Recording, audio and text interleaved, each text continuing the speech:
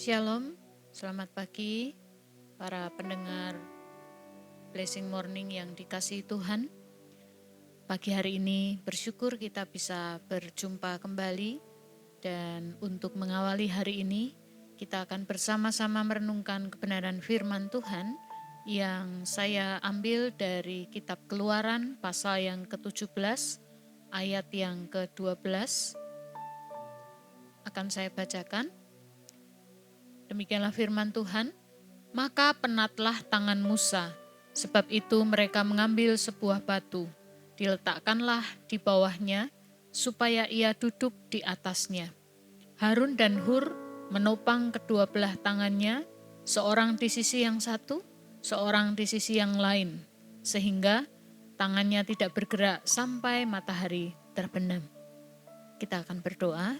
Bapa Allah yang kami sembah, Allah yang kami kenal di dalam nama Yesus Kristus Tuhan, kami mengucap syukur pagi hari ini sebelum kami memulai hari ini dan melanjutkan dengan aktivitas-aktivitas kami rindu untuk merenungkan firman-Mu. Biarlah firman-Mu ini boleh menerangi hati dan pikiran kami, boleh membawa kami kepada hal-hal yang Engkau perkenan. Terima kasih Bapa, dalam nama Yesus. Amin. Para pendengar yang dikasihi Tuhan, pagi hari ini saya memberikan tema kepada renungan pagi ini, bekerja sama meraih kemenangan. Janji Allah untuk membawa bangsa Israel mencapai kebebasan sebagai bangsa yang merdeka ternyata tidak terwujud hanya dengan berdiam diri saja. Jalan untuk memasuki tanah Kanaan harus dilalui oleh bangsa Israel dengan berjuang. Karena pada saat itu ada penguasa lain di wilayah tersebut yang harus dikalahkan terlebih dahulu. Di pasal yang ke-17 ayat yang ke-8 disebutkan mereka mendapatkan perlawanan dari orang-orang Amalek, yaitu bangsa yang kuat, bangsa yang berpengaruh. Dan di dalam 1 Samuel pasal yang ke-15 ayat yang ke-18, di sana dijelaskan bagaimana perilaku dari orang Amalek yang menjadi musuh orang-orang Israel. Amalek adalah bangsa yang suka menindas, suka berperang, dan bengis sikapnya. Para pendengar yang dikasihi Tuhan, apabila kita melihat di dalam bagian kebenaran firman Tuhan ini, Allah memerintahkan mereka untuk bertindak di dalam meraih kemenangan. Memang ada kalanya Allah membiarkan bangsa Israel untuk berdiam diri dan Allah yang berperang. Namun di bagian ini kita melihat bahwa Allah ingin supaya mereka bertindak. Dijelaskan bahwa kemudian Musa sebagai pemimpin dari bangsa Israel pada saat itu, ia memilih Yosua untuk memimpin pasukan Israel maju berhadapan langsung dengan musuh mereka yaitu bangsa Amalek. Dan Musa sendiri sebagai pemimpin, dia berdiri di puncak bukit untuk memegang tongkat Allah di tangannya. Sedangkan Harun dan Hur menyertai Musa. Dijelaskan bahwa pada saat tangan Musa terangkat, maka Israel akan menjadi lebih kuat dari Amalek. Dan sebaliknya, bila tangannya turun, maka orang-orang Amalek yang lebih kuat. Maka tangan Musa harus terus dijaga agar sepanjang waktu tangannya terangkat. Tentu saja Musa tidak akan kuat melakukan itu sendirian. Dia memerlukan orang lain. Dia memerlukan topangan dari Hur dan juga Harun. Sehingga tangan Musa akhirnya tidak bergerak sampai matahari terbenam. Dalam bagian ini kita melihat sebuah kerjasama yang luar biasa akan membuahkan sesuatu yang luar biasa. Musa, Harun, dan Hur mengambil bagian di dalam memberikan dukungan spiritual. Hal ini mengarahkan dan mengingatkan kepada para pasukan perang untuk senantiasa memandang tongkat di tangan Musa. Tongkat yang menjadi alat Tuhan untuk menyatakan mujizat-Nya. Tongkat yang membuat mereka mengingat pada kebesaran Tuhan di masa lampau yang memberi pertolongan di dalam kesesakan mereka. Musa mengangkat tongkatnya dengan membawa doa kepada Allah.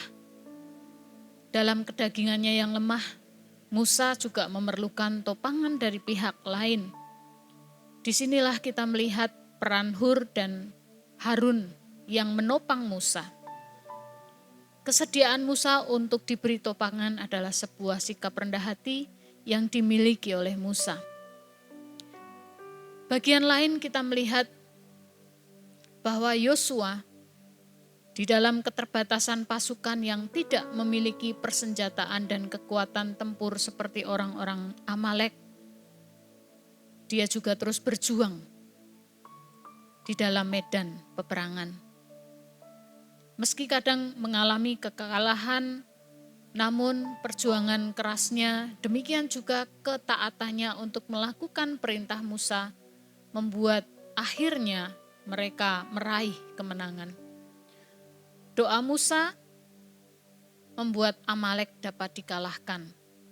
Demikian juga Yosua yang berperang di medan laga, yang menjadi eksekutor lapangan, memiliki peran untuk meraih kemenangan.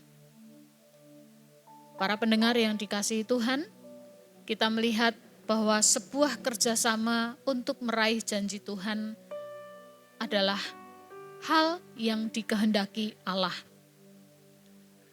Yosua, Musa, Harun, Hur, mereka bekerja di bidangnya masing-masing, di bagiannya masing-masing. Tetapi mereka mengerti bahwa kerjasama adalah sesuatu yang sangat diperlukan untuk meraih sebuah kemenangan. Tidak ada yang paling hebat di antara kesatuan itu. Ketika kemenangan itu diraih, maka Musa pun juga tetap mengarahkan mereka untuk menyatakan bahwa kemenangan itu terjadi karena Tuhan. Dan Allah lah yang menjadi panji-panji keselamatan. Dialah Yehova Nisi. Para pendengar yang dikasihi Tuhan, di dalam kehidupan keseharian kita, ada banyak tujuan yang hendak kita raih. Baik di dalam keluarga, di dalam gereja, atau di dalam kehidupan kita sehari-hari. Medan peperangan antara gelap dan terang, kejahatan dan kebaikan, kesalahan dan kebenaran terus terjadi. Tentunya kita harus menang dari segala macam kejahatan, menang dari berbagai persoalan hidup.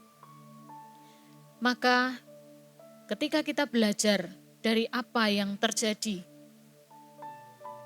di dalam perjuangan bangsa Israel untuk menang dari bangsa Amalek, ada satu hal yang perlu kita tiru, yaitu menjalin sebuah kerjasama. Di dalam keluarga perlu ada kerjasama yang baik antara suami, istri, dan anak-anak. Demikian pula dalam organisasi gereja, Tuhan menginginkan sebuah kerjasama yang kuat di antara pemimpin gereja, di antara pengurus, demikian juga jemaat Tuhan.